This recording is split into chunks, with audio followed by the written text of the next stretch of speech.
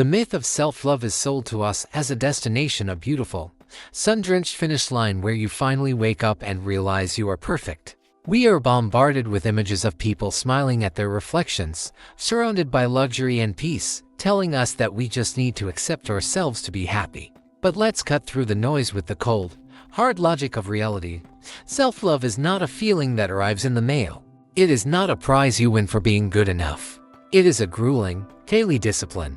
It is a form of internal warfare against the versions of yourself that were built on the trauma, the insecurities, and the criticisms of others.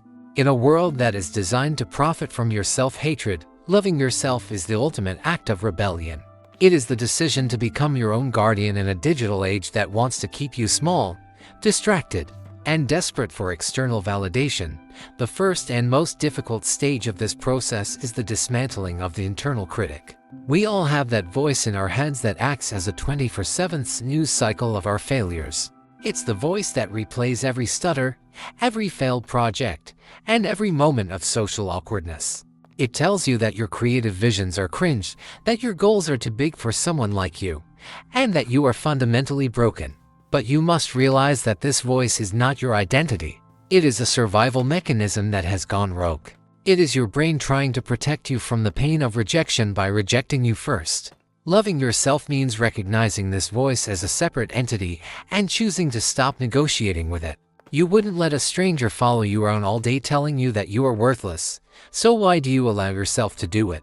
You have to start practicing a radical form of internal empathy. You have to learn to speak to yourself with the same nuanced understanding you would give to a complex character in a story. You are a work in progress, a rough draft that is being edited in real time. And no editor ever made a masterpiece by screaming at the paper. Self-love is inextricably linked to self-respect. And self-respect is built through the accumulation of small, difficult actions. You cannot love a version of yourself that you don't respect. And you cannot respect a version of yourself that lives in a state of perpetual rot when you allow your physical environment to collapse. When you stop moving your body, and when you feed your mind nothing but the empty calories of short-form content. You are essentially telling your soul that it doesn't matter. You are treating yourself like a piece of equipment that you've given up on. This is why the first act of self-love is often the least romantic one. It's cleaning your room. It's opening the window to let the stale air out. It's finishing that edit in Premiere Pro even when you're tired, not because you need the views, but because you promised yourself you would finish it. Respect is the currency of the soul, and you earn it by keeping the promises you make to yourself. Every time you choose discipline over distraction, you are casting a vote for the version of you that is worth loving. We also have to address the ghosts of your past. Most of us are haunted by the embarrassing versions of ourselves from a year ago, a month ago, or even yesterday. We carry these memories like heavy stones, convinced that they define our value. We think, how can I love myself when I was so stupid back then? But this is a logical fallacy. The fact that you find your past self embarrassing is the greatest proof that you have grown. If you weren't embarrassed by who you were, it would mean you haven't moved an inch. Loving yourself requires a total, unconditional pardon for the person you used to be. That person was doing their best with the limited information and tools they had at the time. They were the ones who survived the difficult days so that you could be here today to build something better. Stop punishing your present self for the mistakes of a person who no longer exists.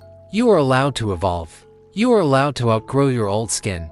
There is a dangerous trap in the idea that you will be worthy of love once you reach a certain peak. We tell ourselves that we will love ourselves when we hit a specific subscriber count, when we master a specific skill, or when we finally feel successful. But this is conditional love. And conditional love is always fragile. It means that the moment you stumble or lose your momentum, your love for yourself disappears. True self-love must be anchored in your lowest points, not your highest.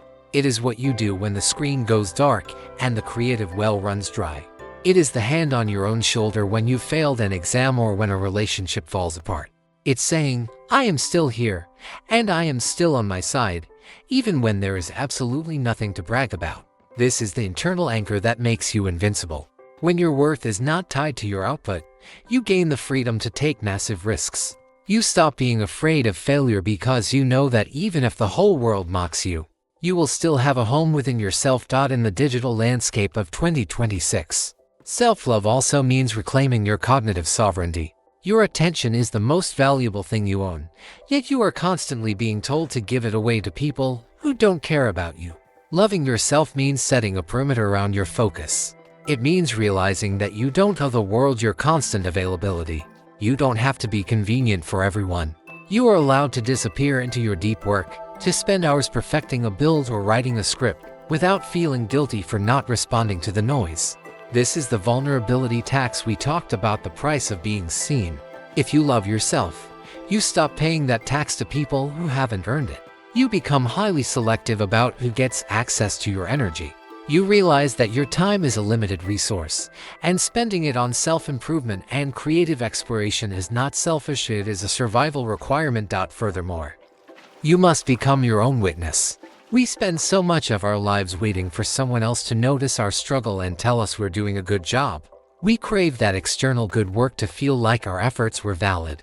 But the highest form of maturity is when you can provide that validation for yourself.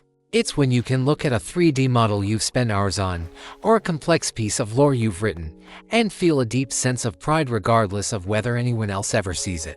You are the only person who knows how much effort it took to overcome that specific bit of procrastination or that specific fear. You are the only one who saw you choose to work when you wanted to rot.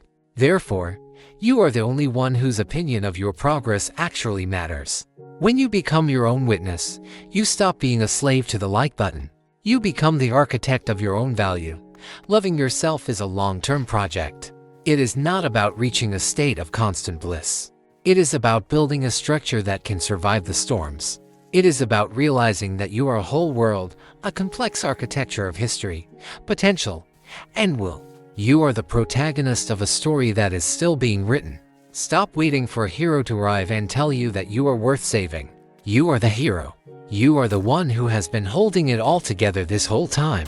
Stand up, breathe in the fresh air, and look at your life not as a series of problems to be fixed, but as a masterpiece to be created. The rot ends when you decide that you are worth the effort of a new beginning.